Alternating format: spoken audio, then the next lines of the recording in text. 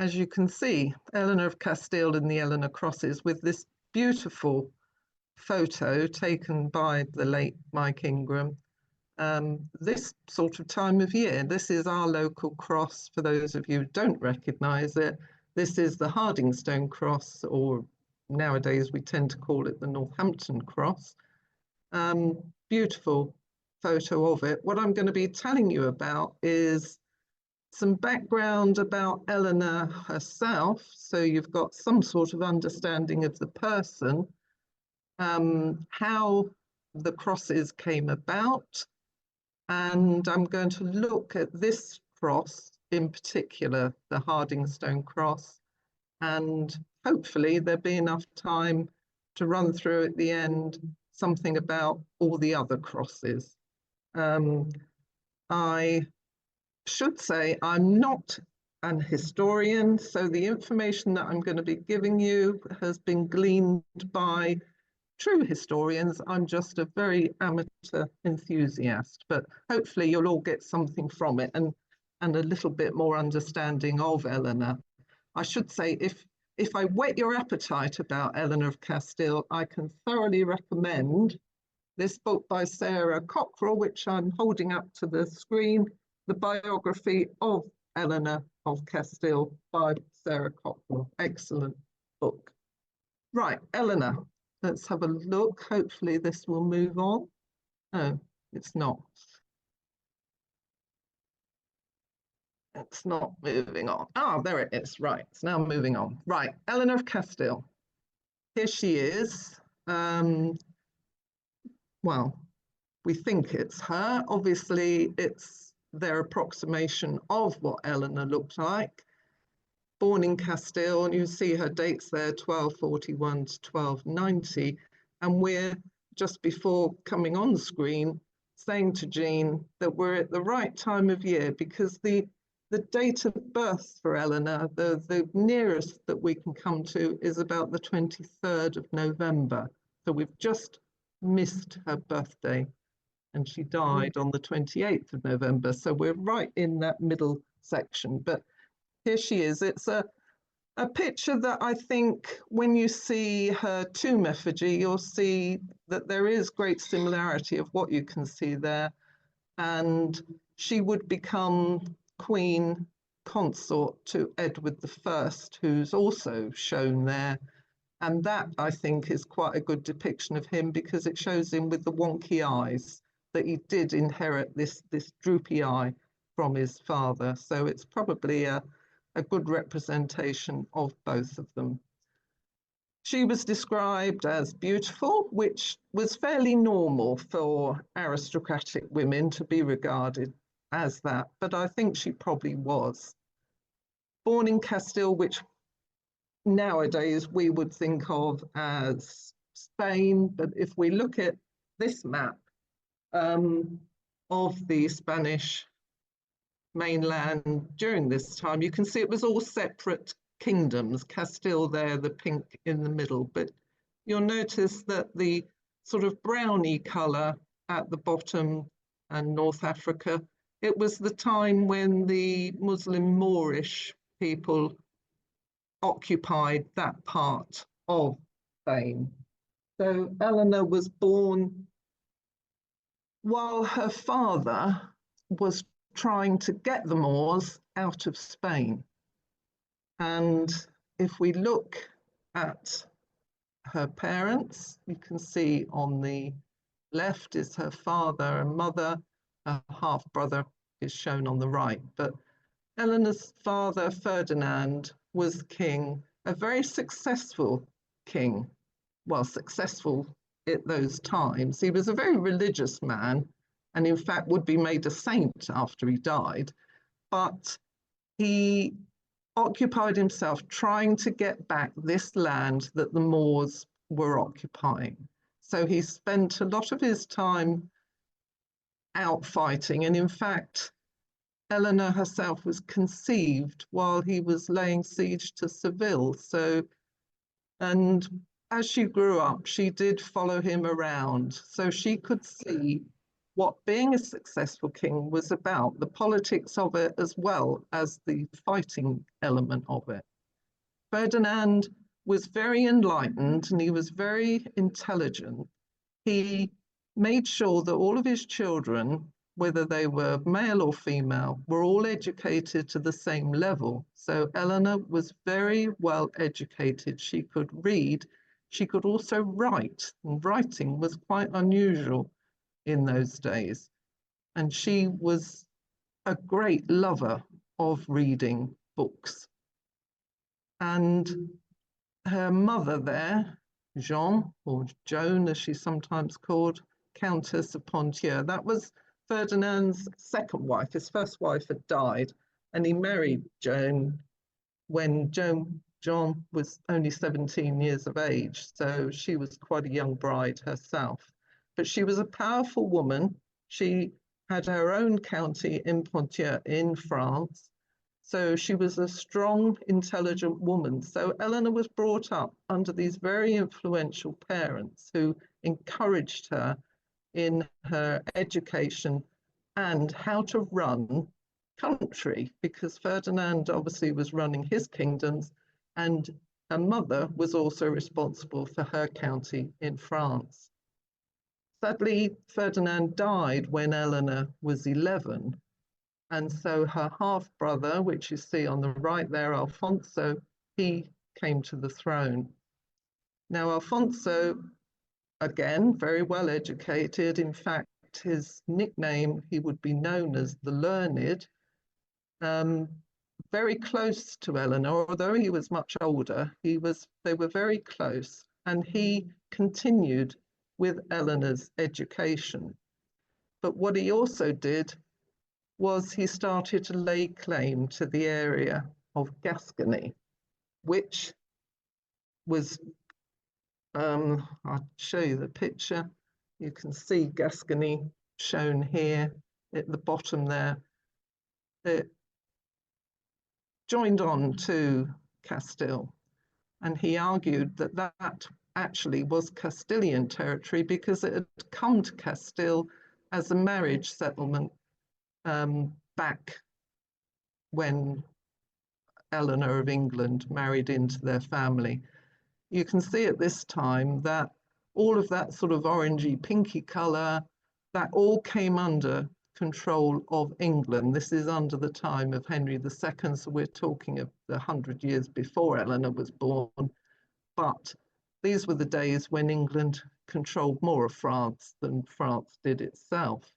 Obviously, those days didn't last, but the majority of that was brought under English control with the marriage of Eleanor of Aquitaine, who brought all of that southern area of France into England's control. But Gascony, why did he claim it belonged to Castile, Alfonso? Well, if we look at this family tree here, we can see Henry II marrying Eleanor of Aquitaine at the top. Their daughter, Eleanor, married into the Castilian royal house, and Gascony was the land that she brought with her. But Castile had never really claimed it. England had continued to govern it, and it was a very important territory for England at this time. But you can see going down directly from Eleanor of England's marriage down through Berengaria and Ferdinand, down to our Eleanor of Castile there in the middle. And you'll also see on the right-hand side in the blue, also descended from Henry II and Eleanor, we've got Edward I. At this time, he's only prince, he's the Lord Edward. Henry III is on the throne. So Henry III's way of dealing with this problem of Castile wanting to govern in Gascony is to arrange the marriage of his son, the Prince Edward, to Alfonso's half-sister, Eleanor of Castile. So that marriage took place in 1254. Eleanor was very nearly 13 and Edward was 15.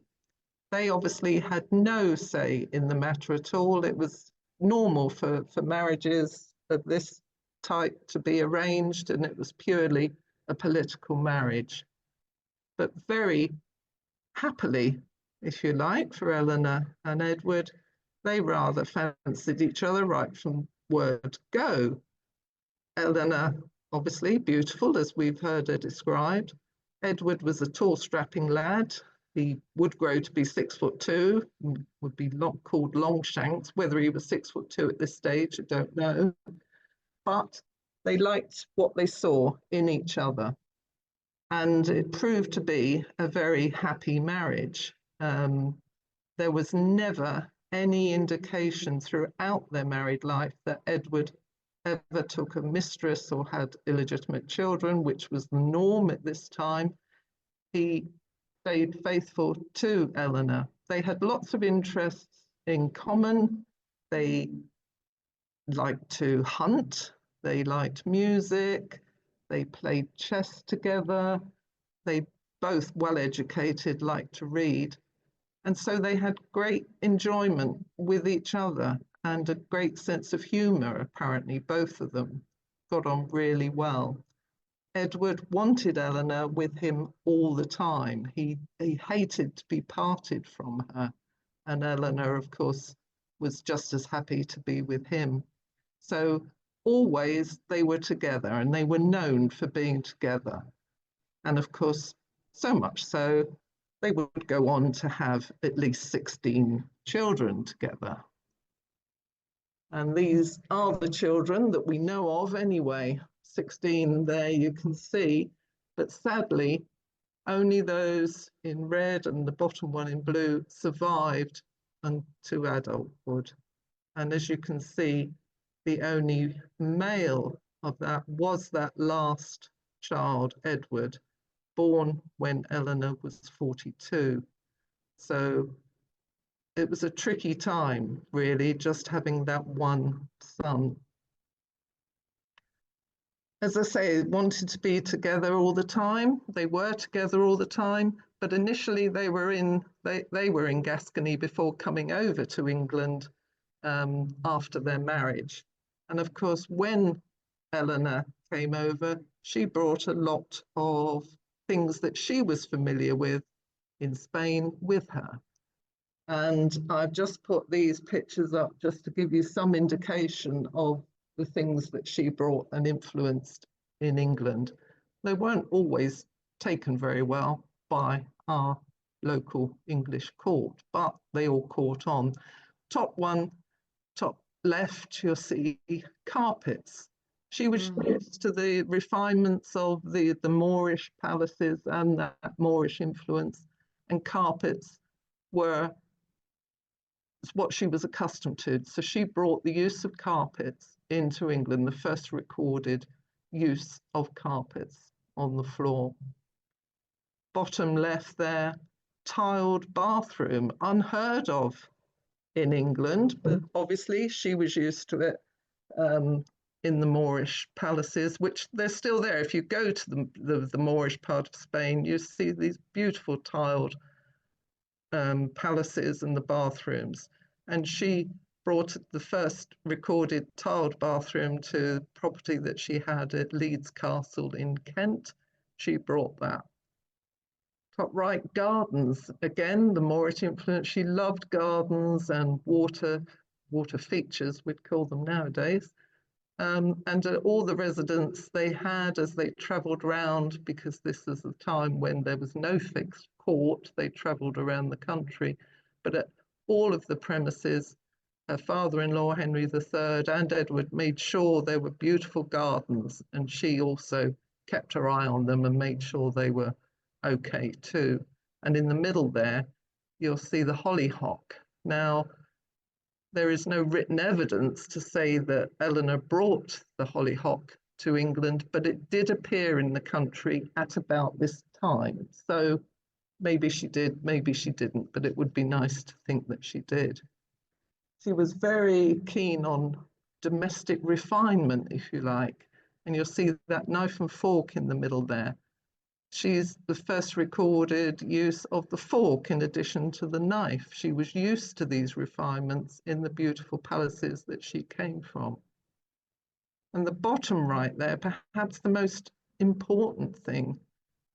As I said, she was very well educated, loved books, and she had her own scriptorium. This is where books were copied and written. Usually this was the domain of the churches, the monks in the church houses would be doing this. But she had her own royal scriptorium and was probably the only royal scriptorium in the west of Europe at this time. So lots of innovations that she brought with us, as I say, not always well received by the aristocracy, but we did absorb all of them, as we usually do.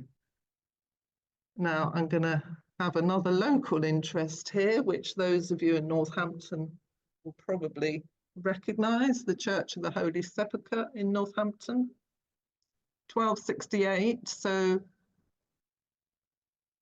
she's been over here for 12 years or 14 years at this point. They're in Northampton at the Holy Sepulchre Church. They undertake to go on crusade to the Holy Land. And this is going to be a joint crusade with the then King of France, King Louis. And they would go in 1270. So another claim to fame for Northampton in the beautiful round church. Now, Edward, as I said, wanted Eleanor with him all the time, and Eleanor, of course, wanted to be with Edward, but this was no easy undertaking. To go to the Holy Land at this time was hard going. Grown men would die on this journey, but Eleanor went with Edward, and she would have 3 children en route. So it was no easy matter, but she was a tough cookie and a determined cookie, and she went with him. When they're in the Holy Land, they don't get to Jerusalem, but they get to Acre.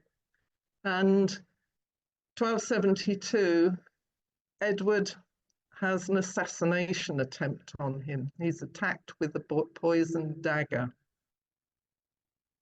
The story grows up about 100 years later than this happening, that Eleanor sucked the poison from the wound. She didn't. She be carried out of the premises because she was in such a state. And she'd not long had a baby, only in the April she had given birth. So she was probably in quite a delicate state, but she was aghast at this assassination attempt, but she didn't suck the poison. But the Victorians loved to paint pictures of her sucking the poison out. And if you look her up on screen, you will come across this story all the time of her sucking the poison from the wound. And there are hundreds of pictures that you can find, all saying the same. But it was while they were travelling, just about to travel back from Acre. It took Edward quite a time to recover from this attack, but word came through that Edward's father, Henry III, had died, and so Edward was now king and Eleanor queen. So they had to make their way back to England. They didn't rush back. There was no argument at all that Edward wouldn't be king. He was accepted that he would be taking over from his father. So there was no rush to get back. And in fact, it was nearly 2 years before they got back. So they went to see the Pope. They went to Gascony. They took their time getting back. But once they got back, and here this is meant to be them, although it's a bit suspect, this statue, because the heads have been changed much later on, and it may not be Eleanor at all. But they got married, Westminster Abbey, in 1274, and were accepted immediately by all of the court. But the only problem is that there wasn't any money in the coffers. Running a kingdom is an expensive business, and certainly fighting battles is extremely, and Edward was quite keen on that. But no money. At this time, the Queen was financed by the exchequer of the king, and they had their own household. Queens had their own royal household, and the kings had theirs, and it was an expensive business. So Eleanor, being the intelligent, astute person she was, had a sort of second occupation. She became what we would now call a property magnate. With her husband's help, she bought up people's estates and manors, took them over, sold them, joined them up, put her own managers in to run these estates so that they ran at a profit. And she kept her finger on that pulse all the time, keeping watch on these managers. And she and Edward, whenever they travelled around the country, would also include in the route they would travel around visiting her estates so she could keep an eye on matters. But although this was very much frowned on by the English court, this was something that she was used to with her parents, with her mother. They were property owners, and it was quite normal for women to own and run properties, but it was very much looked down upon in England. And this little poem did the rounds. The king would like to get our gold, the queen our manners fair to hold. So it wasn't well received. But if we look just at the local area here around Northampton, you can see the properties that Eleanor had around here. The square ones are the ones that came under Eleanor's estates. The round ones were royal places anyway. Northampton obviously was a royal castle.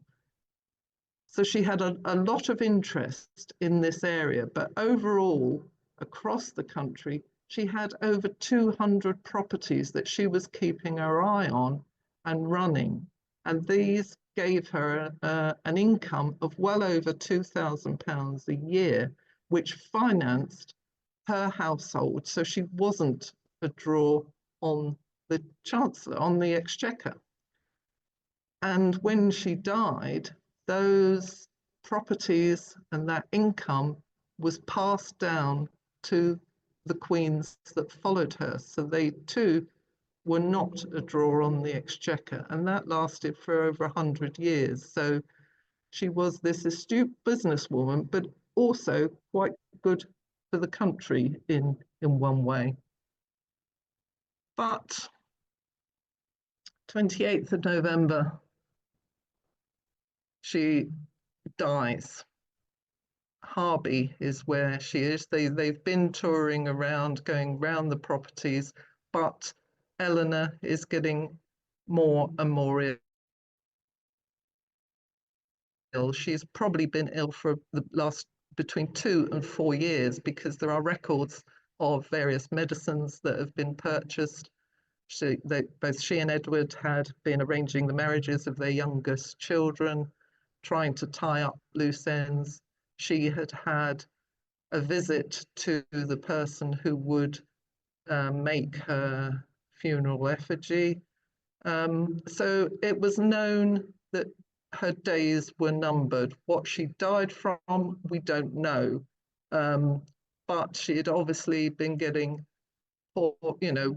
worse and worse as time went on. She had spent all her life riding around the country and traveling from one place to another, but towards the end, she could hardly move any further. And in fact, she died in a private house in Harby, just outside Lincoln. I mean, Edward was heartbroken. Obviously, he was with her, as were her younger children. And the court activity just came to a halt. He was absolutely heartbroken. And in fact, not that long after she had died, he did write to someone he was friendly with, the Abbot of Cluny, and he refers to Eleanor in that letter saying, "Whom living we dearly cherished, and whom we cannot cease to love now she is dead." And I think that is a heartfelt feeling from him, and a very unusual one that a king would put in writing to someone about his wife. So, he was heartbroken. The love of his life had died, but he did know she was ill and that this day would come, and he had been planning what to do. Now, she's died up near Lincoln, but her body has to get back to London for burial. This is in the end of November, going through to December. It's not the work of a moment to get the body back to London. So first of all, her body is taken the short distance into Lincoln, where her body will be prepared for the journey down to London. So her body is embalmed there. Her viscera are removed, and what you're looking at here is the visceral tomb in Lincoln Cathedral. It's not the original tomb, because that was destroyed in the Civil War, but it is a copy made in Victoria times and based on the drawings of the original. And that effigy on the top is a copy of the Westminster. So her innards, if you like, were buried in Lincoln. She would, in fact, have 3 funeral services, which is, well, in fact, I think she is the first person to have 3 funeral services. 2 was normal, but she had 3. Her viscera were buried here. Her heart was taken to London and buried at the Blackfriars Monastery, which she was a patron of, together with one of her deceased sons called Alfonso. And then her main burial was at Westminster, and this is her tomb in Westminster Abbey, still there, obviously, and that is the effigy made by William Torrell, who she visited before her death. So I think we can presume that that is what she looked like. And so that first picture that I showed you, I think you can see the similarity there. But her body has got to get there first, and it's a long journey. It's going to take a couple of weeks for the funeral cortege to travel. And let's have a look at the route that Edward chose for that funeral cortege to make its way down to London. And you'll see all those striped areas, they are all Eleanor's properties. And Edward chose this route, traveling through her lands so that her people could pay their respects as that funeral cortege went through.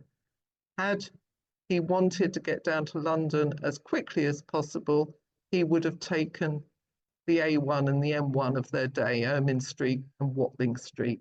But he deliberately chose this route because he wanted the people that meant something to her and that she meant something to them. He wanted them to be able to pay their respects. It was a very personal route, and the crosses that were built to memorialize this route were also personal reflections for Eleanor. And so where her body rested overnight, Edward chose where he wanted these memorials to be put. And you can see they are on there, but there would be 12 eventually, starting in Lincoln, going down Grantham, Stamford, Geddington, Hardingstone, Stony Stratford, Woburn, Dunstable, St Albans, Waltham, Westcheap and Charing. 12, but sadly, only these three remain of those original crosses. And we are very, very fortunate to have two in Northamptonshire, the Geddington and the Hardingstone cross. Waltham is the other original, although that is very heavily restored and chained. So I don't think it's as good as our two Northampton ones, but there you are. Perhaps I'm biased. How did he think about these crosses? Well, have a look at this. When Louis died, who he went on crusade with, the King of France, Louis died on the way back from that crusade, and his funeral cortege from Paris to his burial in Saint-Denis was marked by these monuments for the Montjoie memorial crosses.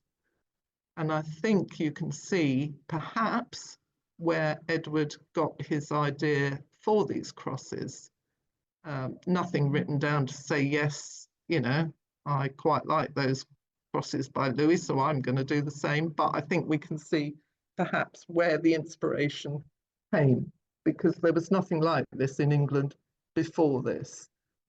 The crosses, as you see, these ones no longer exist, but that colour picture in the middle from the 1400s, I think you can see the similarity between the Eleanor crosses and these crosses of King Louis. So let's have a look at our Hardingstone cross in Northampton. Now you see on the left, at this time Northampton was a small town behind its town wall, the castle up there on the top left. The body of Eleanor probably stayed overnight at Delapree Abbey. At this time, that was a nunnery way outside the realm of Northampton town itself. It was in open countryside, open farming land. The body there, but it ran past it the London Road, and it still is the London Road, but in this time it was the main London Road. So Edward chose this naturally high spot at the side of the London Road in order to put the cross. He chose where these crosses went, and that is where he chose to have it because of the passing traffic, if you like. People going down on that London Road would be able to stop and say prayers for Eleanor as they passed. So let's have a look at the cross in a bit more detail. We know it started to be built in 1291 in April, so Eleanor had only died at the end of the November, but already by the April, these plans were underway and it was being built. So obviously, Edward had these thoughts in his mind. It wasn't something that had happened on the back of a fag packet. You know, he'd obviously had these things worked out. He knew what he wanted. It's made from local limestone here, and we know who the masons were. The cross itself, some of it is Hardingstone, there's Weldon stone, later bits of Ketton stone have been added to it, but it was all local limestone. But the masons, John of Battle was the main mason. He was one of the top stonemasons working at Westminster Abbey. So these weren't done by your local jobbing builders. You know, this was a top stonemason in charge. He would have had local people working on it, but he was in charge. And from the records that we can find, this was the third most expensive of the crosses to be built. So the most expensive outside London. The amounts that I'm putting up here, they were provided by a professor from Warwick University at a conference that I went to, but they are not complete. A lot of the records are missing, and this is a sort of a best guess, if you like. So you'll probably find other costs recorded somewhere, but it gives you some indication of the cost and the relative costs of some of these crosses. So Northampton was a greatly important town in medieval times, and this is perhaps reflective of that. The first cross in the series in Lincoln was a fairly expensive one to start them off, but Northampton was over and above one of the most elaborate before we get to London. And if we look at the stages of the cross on this story, the first story, it's octagonal, so a big cross. We can see on that bottom layer we've got shields, pair of shields on each of those open faces, and on alternate faces there is an open book. Now the shields are Eleanor's personal arms. So we've got England, Ponthieu, which she inherited from her mother. So she was Countess of Ponthieu at her death, and her birth arms, Castile and Leon. She was very proud of her arms. She was the first queen to have them on her seal, and you'll see on, or you will perhaps have seen on her tomb effigy on the pillow, her arms are engraved on the effigy. She was very proud, and all of these crosses were a very personal thing for Eleanor that Edward did specifically for her. The open book on the cross, some say that it would have been inscribed with prayers for people to say, but of course not many people could read at that time, and they probably would have been in Latin if they had been put on there, which even fewer people would have been able to understand. So to my mind, it makes more sense that these represented Eleanor's patronage of literature.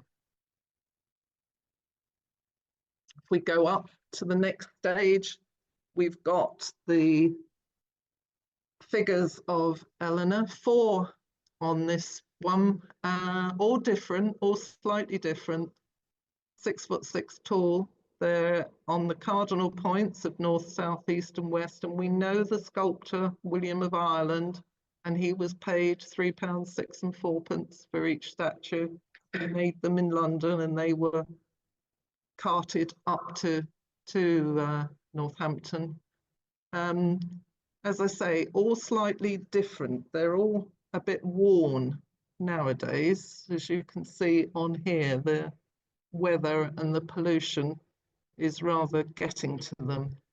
But in 1791, these drawings were made of the cross, and you can see that they are all slightly different. Dressed in loose robes with a coronet.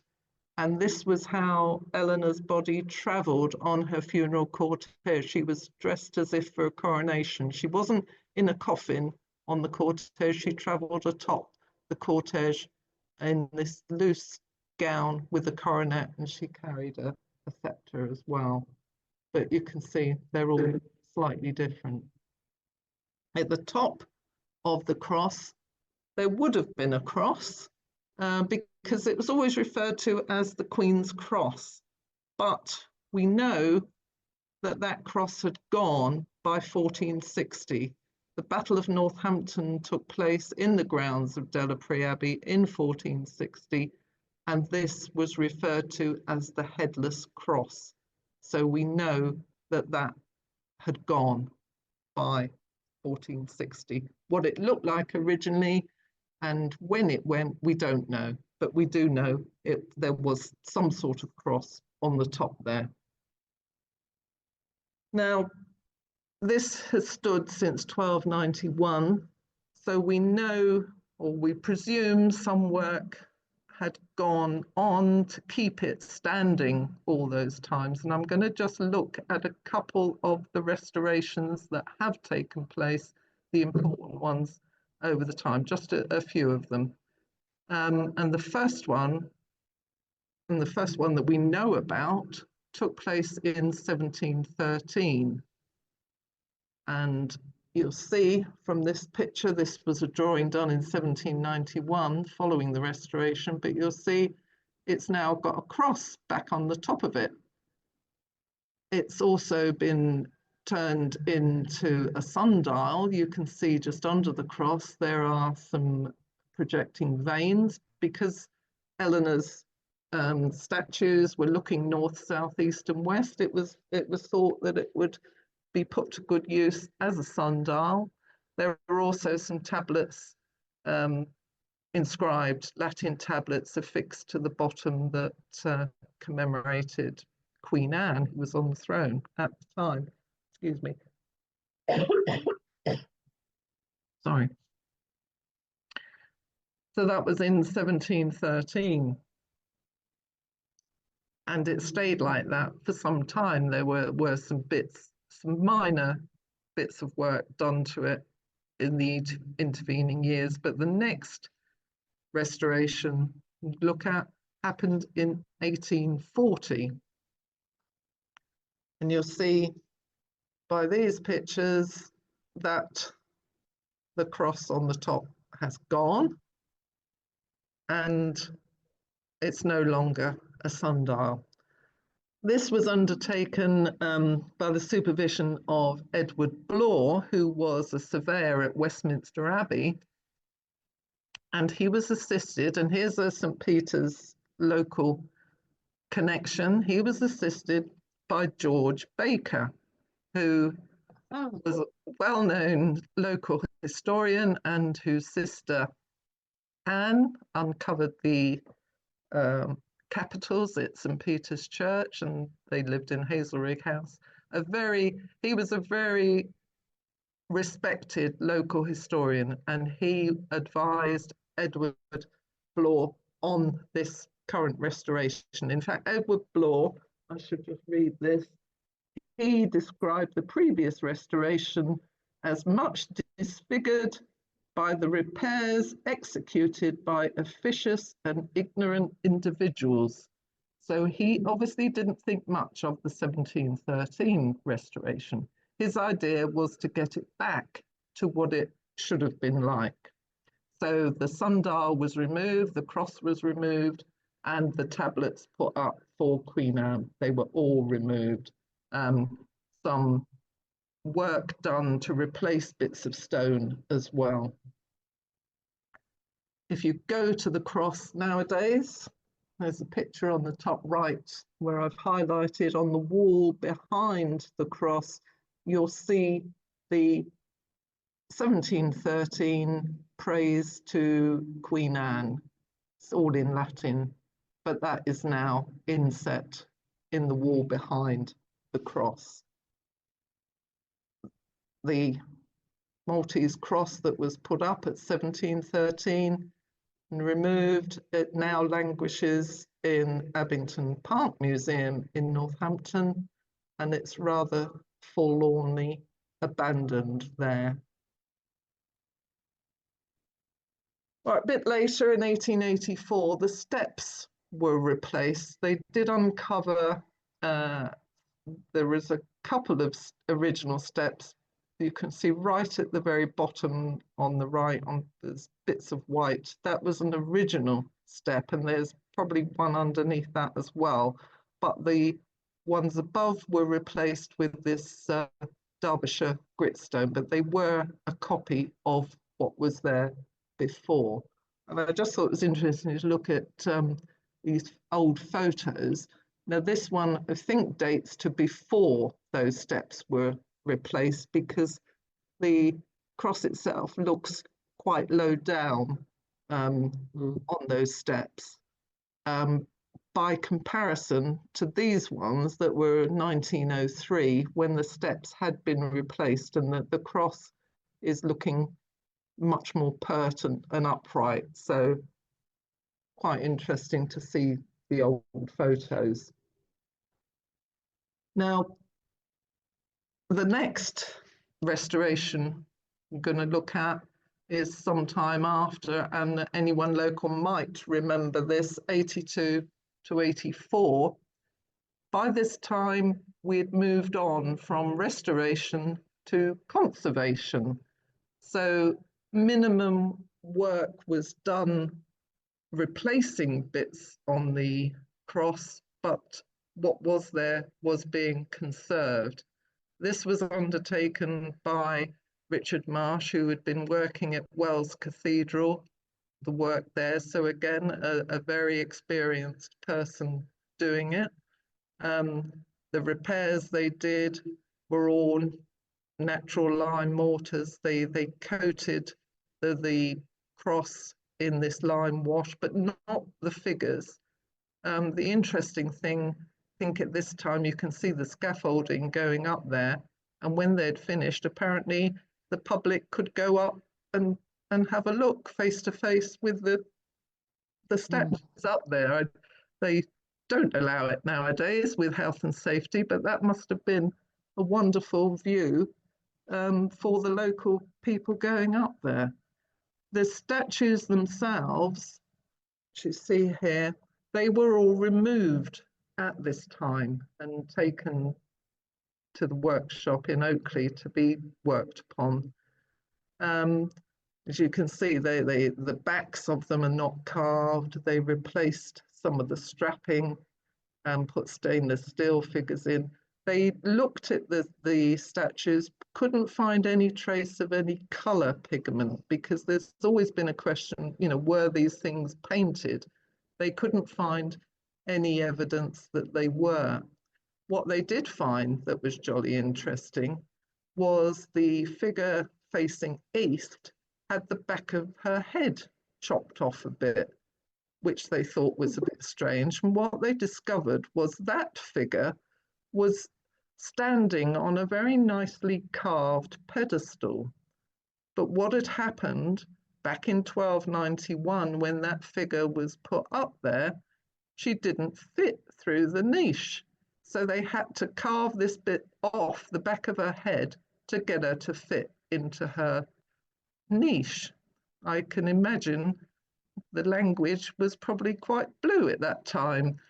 So what they did was, with the remaining three figures, they didn't stand them on nicely carved pedestals. They put some rough bit of stone for the figure to stand on, but at least they fitted through the niche.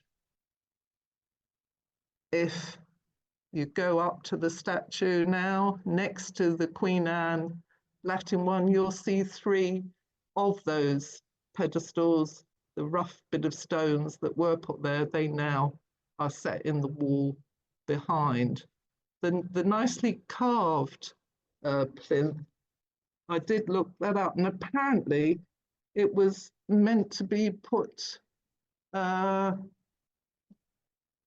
I haven't got it on there. Oh, yes, I have. It's meant to be held, and I quote, in archaeological archive near the Central Museum.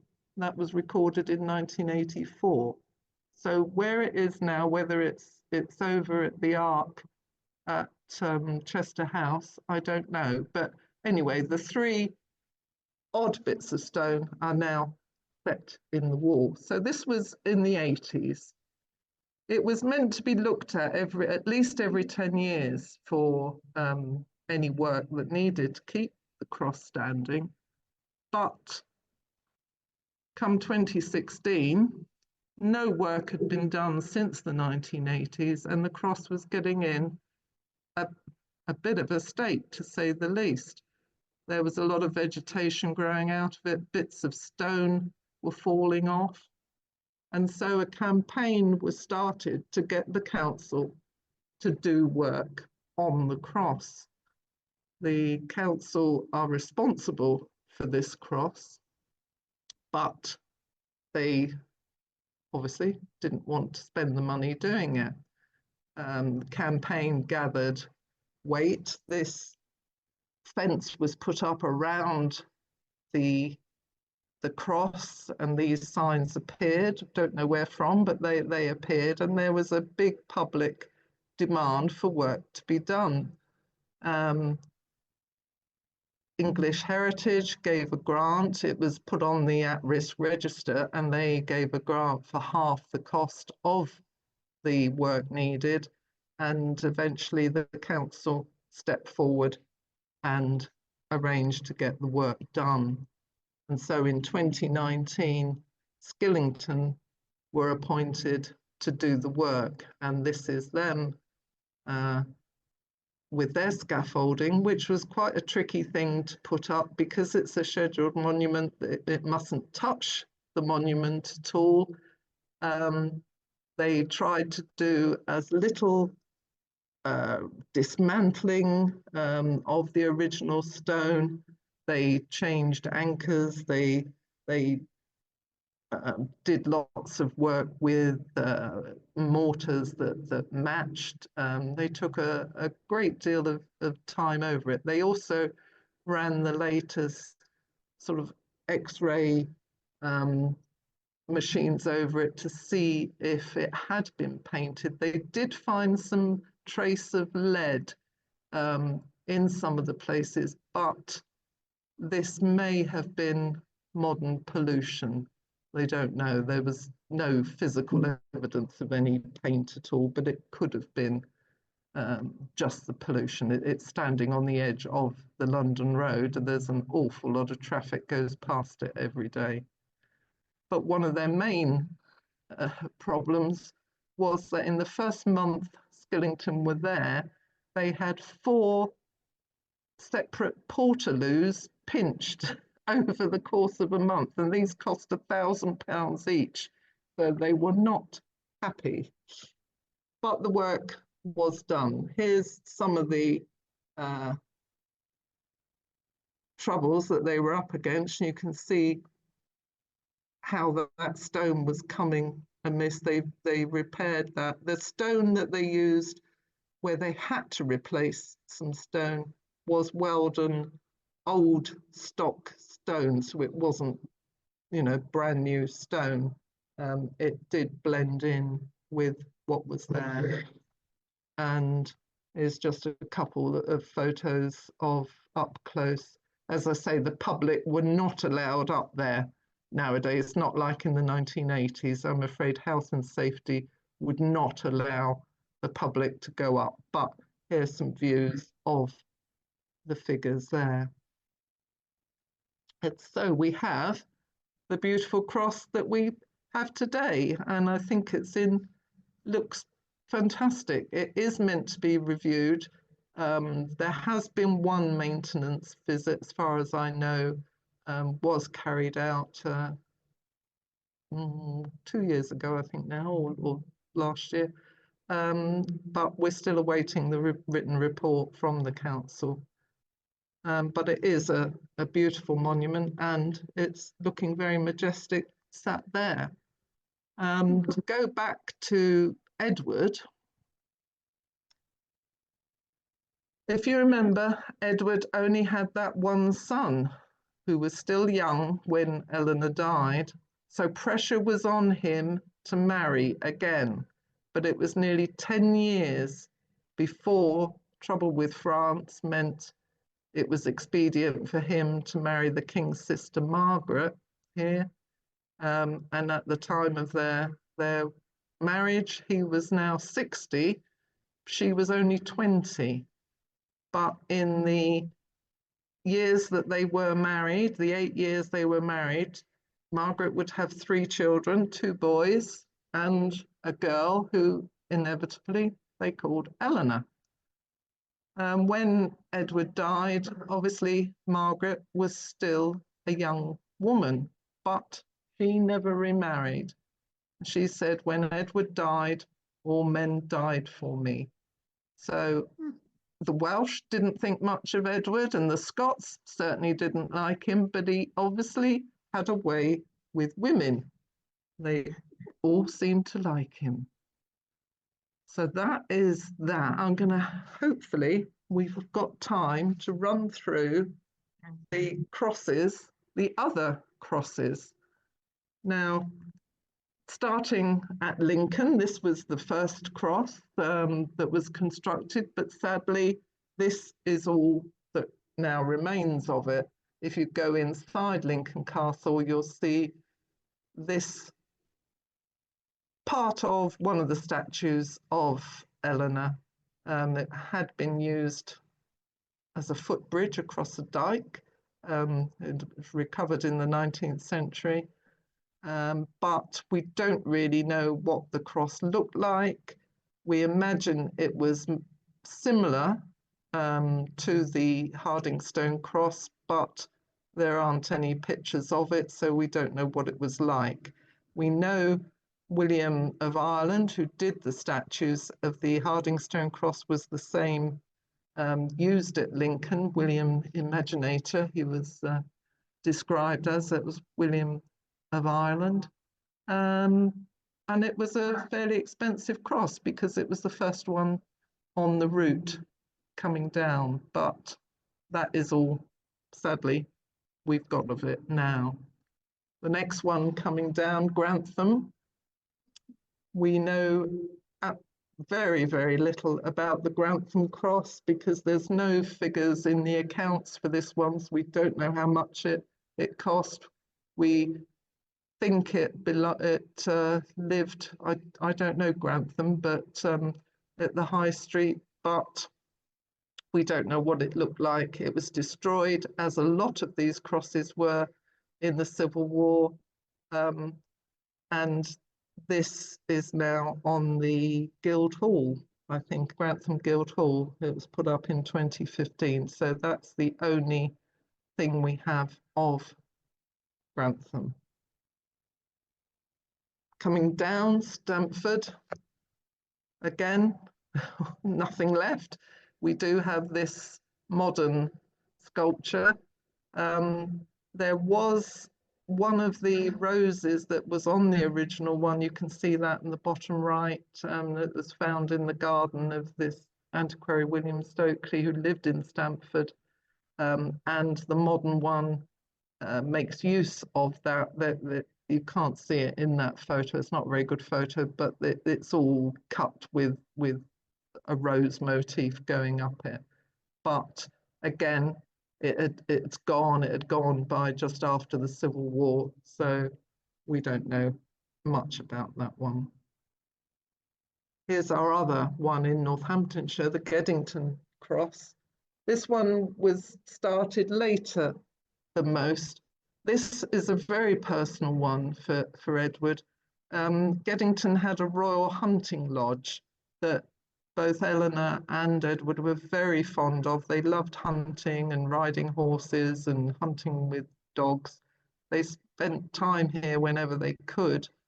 And this is a small cross, but it's covered in these rosettes. This was a personal emblem of Edward himself, the gold rose. So very, very personal. Again, with Eleanor's arms and 3 statues. There would have been a cross at the top, but we don't know what that looked like, and we don't know when it went either.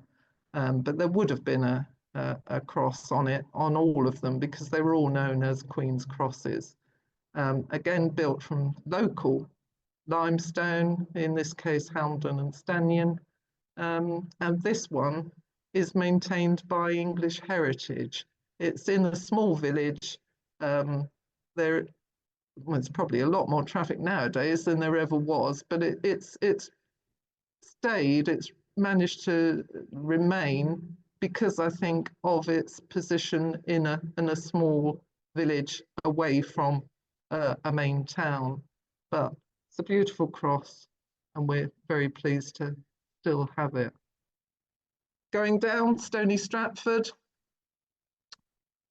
nothing existing of that one, again destroyed during the Civil War by parliamentarians.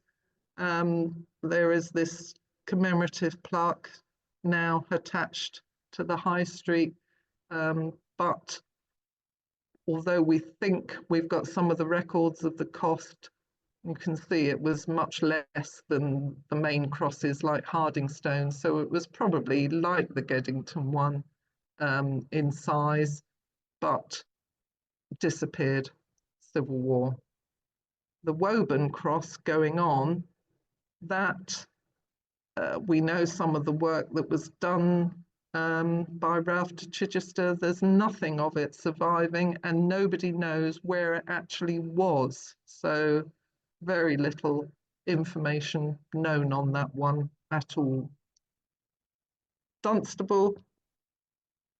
Now this one, the funeral cortege would have stayed at the Dunstable Priory. It was, again, Edward chose where all these crosses went right down to St Albans. And he wanted the local people. He chose this particular place for the cross where there would be lots of passing traffic in effect. Nothing of it, obviously, surviving now, another loss to the parliamentarian troops. But there is this modern statue now put in the shopping centre, I think, at Dunstable. But sadly, we don't know much more about it. St Albans, this, as you can see, it doesn't exist anymore. It was a fairly expensive cross. We don't really know what it looked like. These are the only signs for it now attached to the clock tower. They did put a replacement cross in, as it says, 1703, which did stand there by the clock tower, but that itself was demolished due to neglect, and there was a pump put up, but even the pump has now been moved. It's in the shopping centre. So although Edward had chosen where the St Albans cross, he was with the funeral cortege all the way down to St Albans and chose where it went, then sadly we don't know too much about that one either. Waltham is the other surviving one, but if you look at that left-hand picture and compare it to the right, you can see it has been very heavily changed over the years. It's had a cross put on it. It was a fairly expensive cross when it was built, but not as fancy as the Northampton one.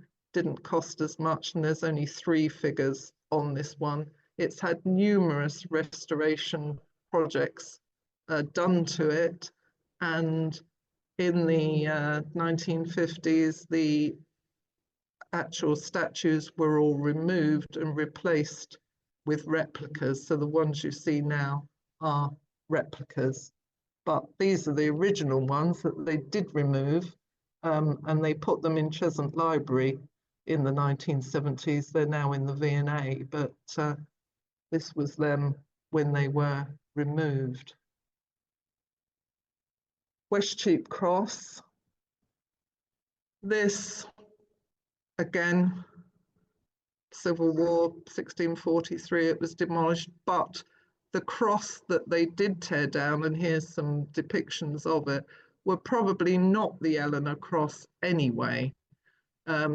Under Henry VI in the 1400s, permission was given to redo the cross, and it was done probably with figures of him and the Pope.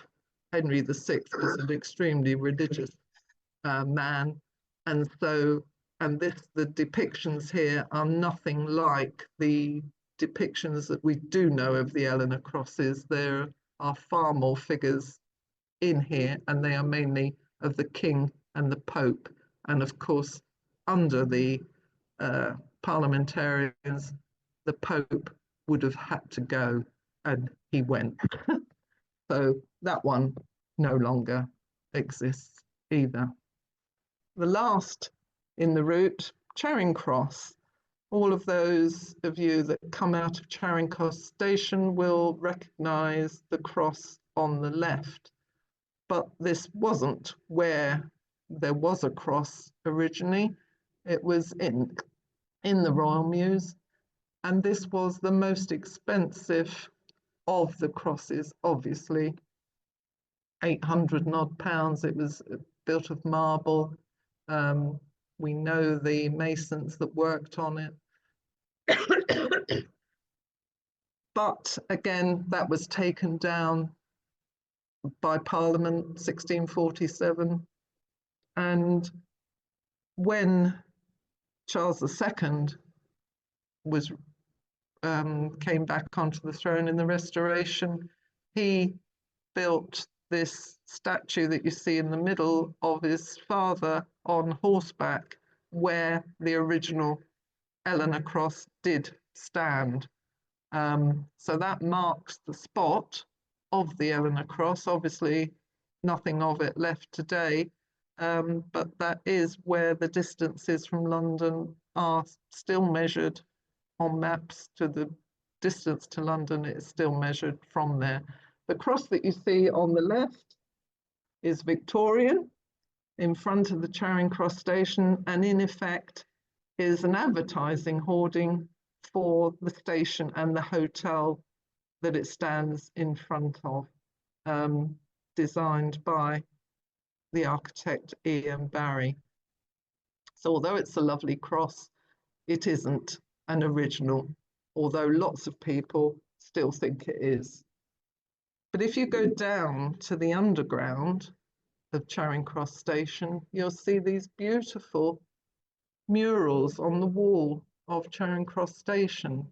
And these are absolutely delightful, made here in 1979 by David Gentleman. And what he did was he carved wood blocks, and then the printing of those was blown up, the photographs of them blown up onto these panels that were put to decorate the underground, and they all depict the building of the original Charing Cross statue, and I think they're beautiful. But that's all there is of Charing Cross, really.